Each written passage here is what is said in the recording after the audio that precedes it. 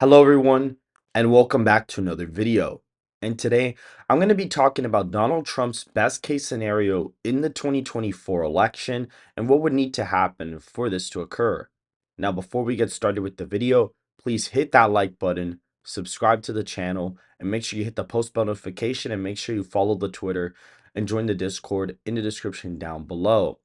And as well as to you guys, thank you for helping us hit 8K subscribers. We are currently sitting at 8.1 thousand subscribers, so I am forever grateful for the support. And let's try to hit the subscribe button so we can hit 10,000 subscribers, possibly even before the end of the month. I've been gaining about 200 to 300 subscribers every single day for the past like 2 or 3 days. So at that rate, I might potentially be able to hit 10K before the end of the month. Now, before we get started, let's look at the RCP aggregate. Trump currently leads by 0.3%. It is basically a tied national environment. And if you look at the five-way race, Trump leads by a point on the national level. And you can see that Biden has theoretically been catching up to Donald Trump in the polling aggregate. However, a point lead for Trump in the aggregate is still a pretty massive lead at that.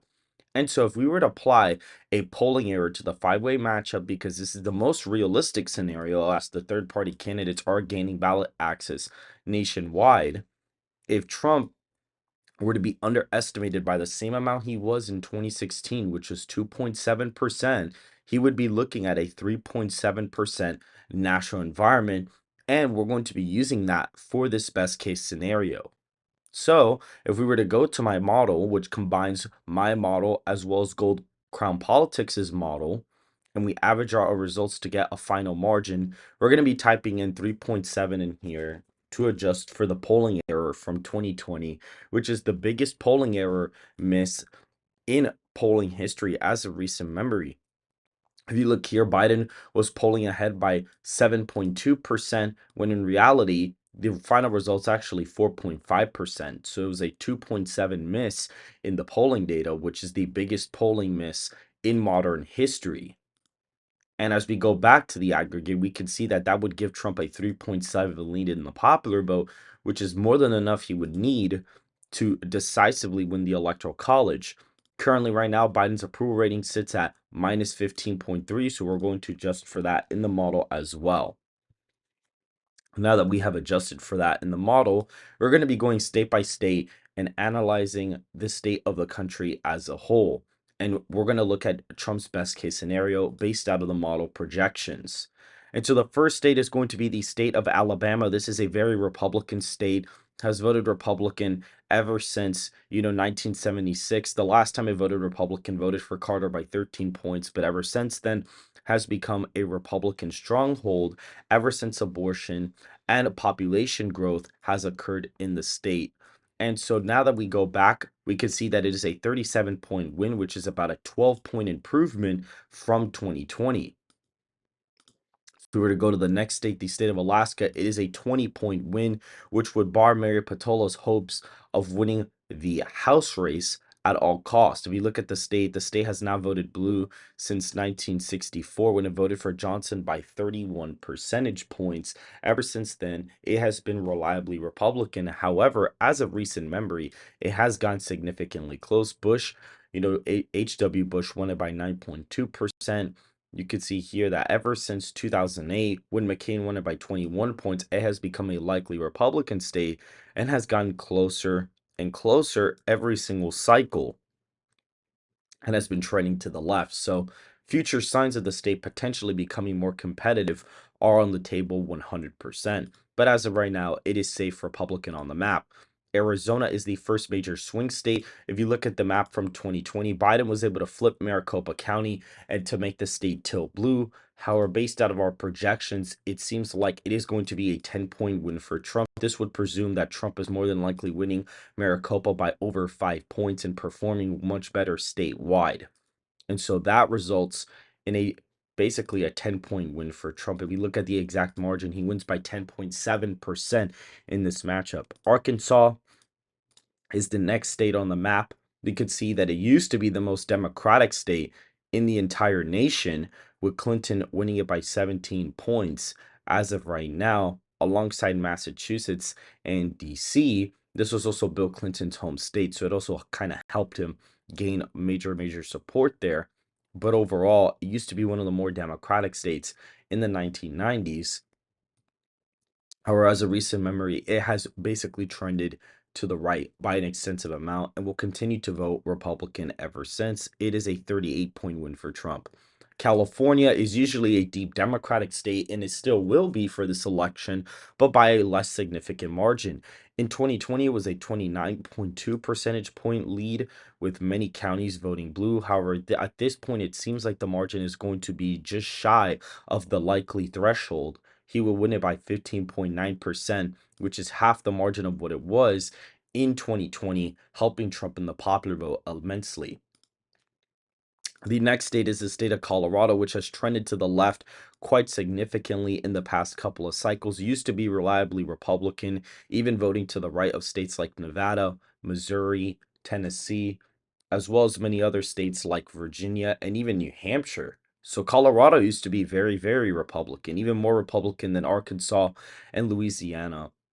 And so, looking at the state's left trend the past couple of cycles, you'd expect Biden to do relatively well. And yes, it will trend left that of the nation. However, presuming that Trump is going to be in a 3.7 plus popular vote win, the model currently projects that he wins the state by single digits, similar to his 2016 performance. If we were to go to the next state, Connecticut and Delaware are likely margins for the incumbent president. They have been reliably Democratic states. However, this cycle, it seems like they're going to be significantly closer. The District of Columbia will see a minor loss in support, going from plus 86% in 2020 to only plus 74 in 2024. Florida is the next state, which seems to have a double-digit win, similar to that of DeSantis in 2022. It is a 17-point win projected for Trump. Presumably, he would flip Miami-Dade by over 10 points and win back a couple other counties as well that he would need to gain that massive victory. The next state is the state of Georgia, which seems to end up being an 11.8 percentage point win. Presumably, Trump would basically gain all the support back from the suburbs. If you actually look at, let's see over here, if we go all the way over here and look at Bush, this is the most similar margin to that election. You can see that Cobb County, Douglas, all those are completely safe red, and Fulton is significantly closer than what it was before. And so, really looking at that, you can see Trump has majorly improved with some of the rural areas in the state. However, he's underperformed in some of the more democratic areas. But however, presumably, if Trump is winning the state by 10, black turnout would seem to massively drop, and Trump would probably flip a couple of counties that are significantly close on here as well, making gains in rural Georgia as well. And so that puts the state in the likely category for the former president. If we were to keep going to Hawaii, it actually falls under a 15-point win. This state has been reliably Democratic, but it's actually been one of the most right trending states ever since 2008. Obama won it by 45 percentage points. His margin decreased in 2012, even with Romney losing the election. And you could see it fell to a 32-point win for Clinton, and Biden only won it by a mere 29 percentage points. And so this signals that the state is actually massively shifting to the right. And so with Biden's unpopularity and a big shift in the national environment, it actually projects that Hawaii will vote to the left of California this cycle by 2 percentage points. Idaho was the next state, which is a 42-point win for the former president. You could see over here, it was a 30-point win for the former president back in 2024. So Trump will win that reliably Republican state once again. The next state is the big blue state of Illinois. Its 19 electoral votes will end up going to Biden, by only mere single digits. It's projected to be a 4.6 win for the incumbent president. If we look at the state, Cook County, which is where Chicago is controlling most of the state. However, presumably, if Biden is only winning it by single digits, I'd expect the county to probably get within 20 points. And a lot of rural Illinois would get significantly more Republican. There is still a lot of growth to be made in some of these rural counties, even in a place like Jackson and St. Clair, even in McLean, Illinois, there's probably gains to be made as well. And so, because of that, I suspect that the state, in a best case scenario, would more than likely end up voting for Trump, or excuse me, end up voting for Biden by only a couple of points. If we were to go down to Indiana, Iowa, Kansas, Kentucky, Louisiana, these are all safe Republican states. As of right now, we can see that Indiana is a 26-point win, which is a 10-point improvement from 2020. Iowa, which used to be a reliably Democratic state back in the early 2000s, in the late 2000, the late 2000s, as well as the early 2010s, you could see it used to be reliably Democrat. However, Trump was able to make gains in the state with white working class voters and has made it a Republican stronghold ever since then. And due to the big swing in the national environment, you could see it's a 20-point win for him this cycle. Kansas 25-point win, Kentucky and Louisiana, massive victories. These states, Louisiana and Kentucky, used to be leaning Democrat. However, they are now significantly Republican. Kansas has always been Republican on the national level, except for one election. If we look at Maine's first, it is a likely margin for the incumbent president. Maine second is a safe margin for the former president, and Maine at large seems to only be a 3-point win. Maine at large is still voting Democrat, even in this red wave national environment, because of the fact that white voters, I suspect, are going to trend to the left in 2024. And I have accounted that for my model when the demographics shift according to the popular vote. And so if we keep going, if we look at the state of Maryland, we can see that Maryland and Massachusetts are 21 and 25 points respectively, which if Maryland only votes for Biden by 21 points, that Senate race is definitely going to be within a couple of points. It'll definitely be within 10 points in that scenario because Biden would be winning the state by enough to have his coattails carry, the Democrat to a safe margin. They'll still win, but Larry Hogan will significantly outperform Trump in the state, especially if Biden is only winning it by 25 points or less.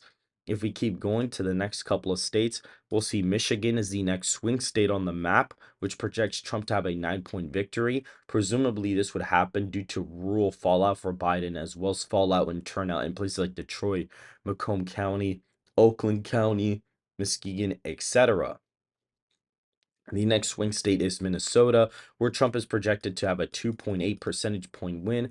According to this model, this is a pretty decent win in the Electoral College for Minnesota. Minnesota has not voted Republican since 1972, ever since it voted for Nixon by only 5 percentage points when he won the popular vote by about 23 percentage points. So in our plus 23 national environment, Minnesota only went red by 5 percentage points, which is pretty interesting. Now, looking at the current timeline, it is a 7-point win for Biden as of 2020, and it seems to narrow up quite significantly. Fallout in Minnesota, the city area, Minneapolis, would definitely cause the state to vote red. A high third-party vote share, which is projected to be the case in 2024, and is also being tested due to me using the five-way race model and kind of using a general estimation error off of that basically projects that Minnesota would still be a lean margin for the former president. In this scenario, I expect the former president to probably get 46%, while Biden maintains around 44% of the state vote. If we were to keep going, we can see that Mississippi, Missouri, Montana are all going to be, deep Republican states on the map as of right now. A lot of these used to be kind of leaning Democrat or only likely Republican. However, they have become massive, massive Republican strongholds as of right now.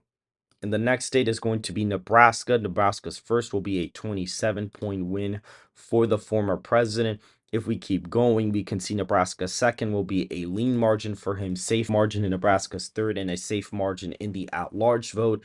The left trending Nebraska's second would vote Republican for the first time since 2016 by 4 points, double the margin of what Trump won it by in 2016.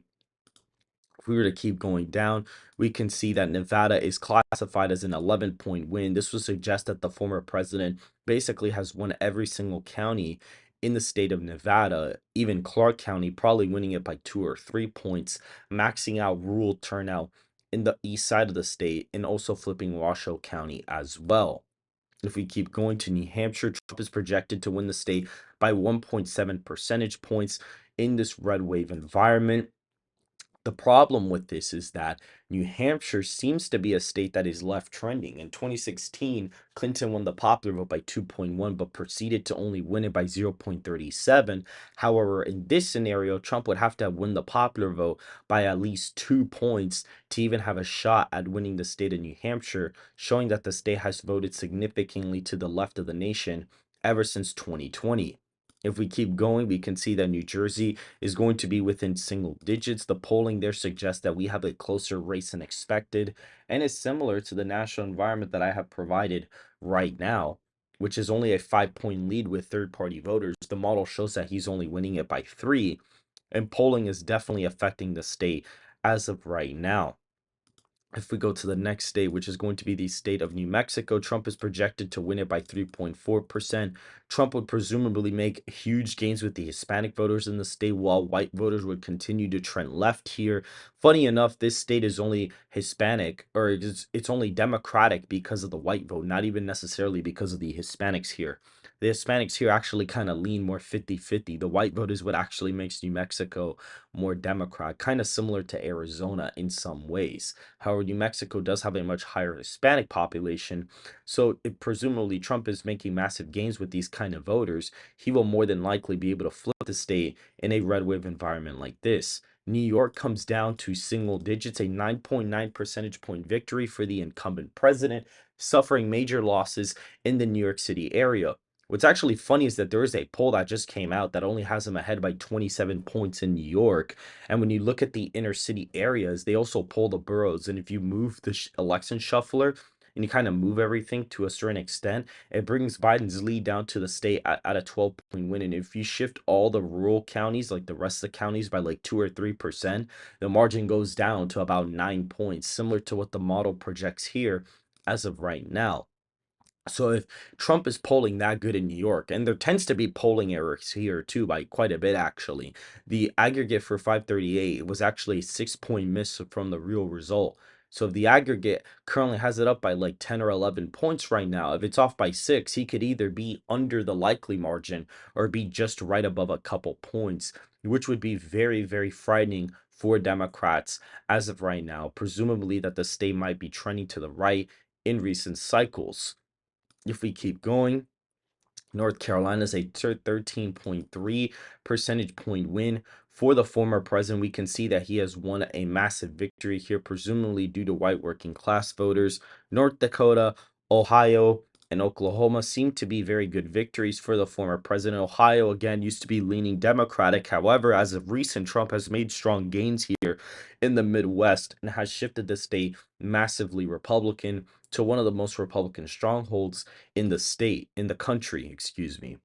Oregon is only a 7 point win for the incumbent president. Pennsylvania is a likely margin for the former president, as listed right here, very similar to the Michigan victories as well as the Wisconsin victory. And we can see here that presumably Biden would basically collapse in Philadelphia, would collapse in the suburbs. Trump would do extremely well in rural areas and parts of the country, and as well as in Pennsylvania, presumably flip Erie by almost 5 points. So he would have a significant performance in the state as of right now.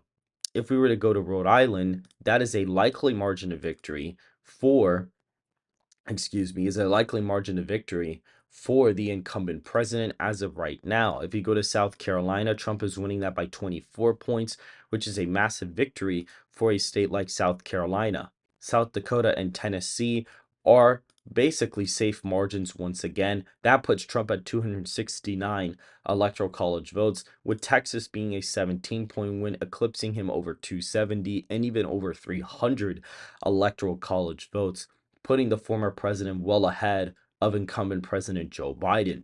If we were to keep going, we can see that Utah is a 26-point win for the former president. The state is left trending, though, however, so there are some warning signs for the Republican Party here. If we go to Vermont, it is a 26-point win for the incumbent president, and Virginia would be presumed to be a lean margin for the former president, similar to Youngkin's victory back in 2021. If we go down to Washington is only an 8-point win on the national level. And if we go to West Virginia, we can see it is a 52 percentage point win, which would be a huge victory for the former president. Wisconsin is a 10-point win, which used to be a reliably Rust Belt state for Democrats, but has shifted and trended Republican ever since Trump joined the political sphere. And Wyoming, excuse me, is a 57-point win according to the model. And in 2020, it was a 43-point win, which signals that the state is continuing to trend to the right. And due to Biden's unpopularity in the red wave national environment, has voted significantly Republican compared to before. And so, after filling out all the states, it seems like in the best case scenario, Donald Trump would be winning 345 electoral college votes to Joe Biden's 193 electoral college votes. If you guys did enjoy the video, please hit that like button, subscribe to the channel, make sure to hit the post notification bell, and make sure to follow the Twitter and join the Discord in the description down below. And I hope to see you guys very, very soon.